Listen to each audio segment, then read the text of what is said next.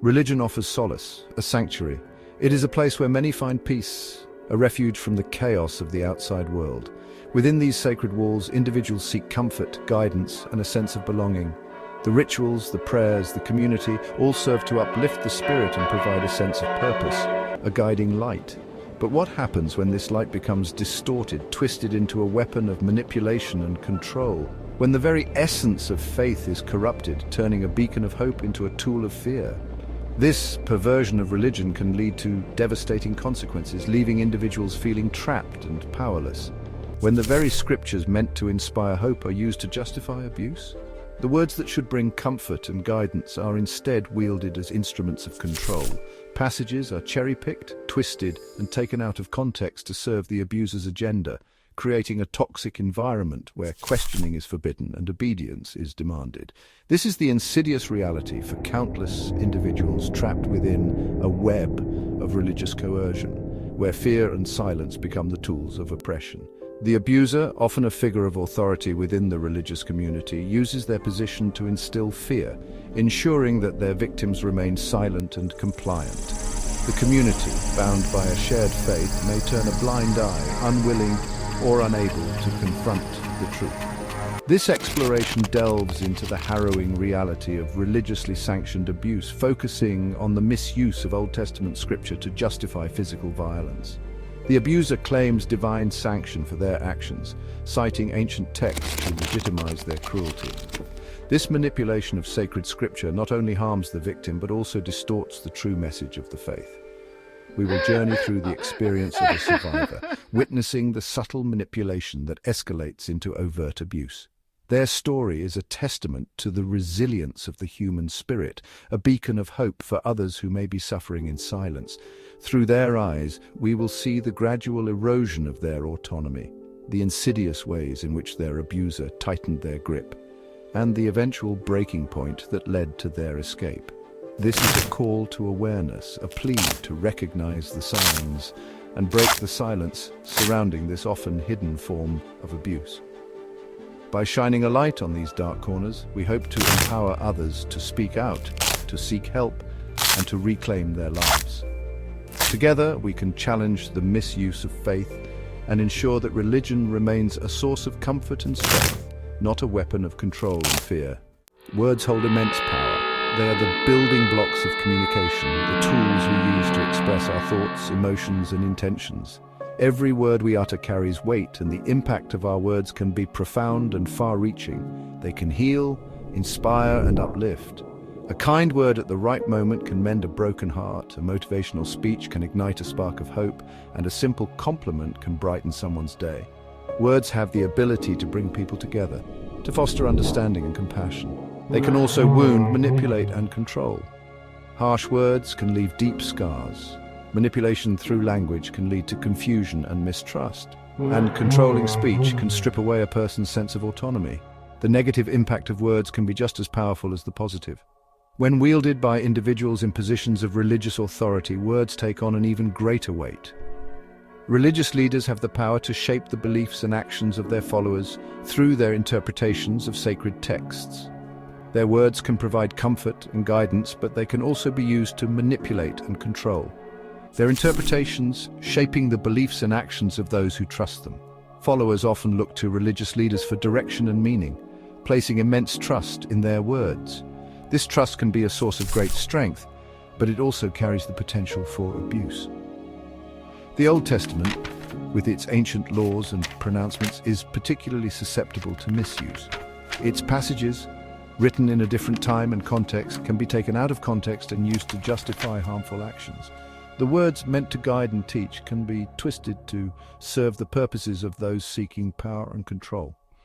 Passages emphasizing discipline and obedience, often taken out of context, become dangerous weapons in the hands of abusers seeking to exert control. These words, when misused, can create an environment of fear and submission where questioning and dissent are not tolerated. Fear, guilt, and the threat of divine retribution become the chains that bind victims to their abusers. The misuse of religious texts can create a powerful psychological hold, making it difficult for victims to break free. The weight of words, when used to manipulate and control, can be a heavy burden to bear. Sarah grew up in a strict religious household. Church was the epicenter of their lives, their community tightly knit within its walls. Her father, a deacon respected for his piety, ruled their home with an iron fist, his word absolute. Discipline, often physical, was justified as necessary for their spiritual growth. I remember the sting of his belt, the sharp pain a constant reminder of my supposed failings. The silence that followed was heavy, the weight of his disapproval echoing in the air. He does it because he loves you. It's for your own good. One evening, after a particularly harsh punishment, Sarah found herself summoned to the pastor's study. The room, dimly lit and filled with the scent of old books, felt oppressive. The pastor, a towering figure with a booming voice, sat behind his desk, a worn Bible open before him. Your father tells me you've been disobedient, Sarah. Sarah, her body trembling, could only nod, her eyes fixed on the floor. The Bible is clear on this matter. Spare the rod, spoil the child. The words hung in the air, heavy with unspoken threat. My mind raced, fear constricting my throat. I knew the verse, had heard it countless times before. It was always the justification, the shield behind which her father's anger found its release. Your father loves you, Sarah. He's simply trying to guide you on the right path. Discipline, even if it seems harsh, is a form of love. It's how God teaches us.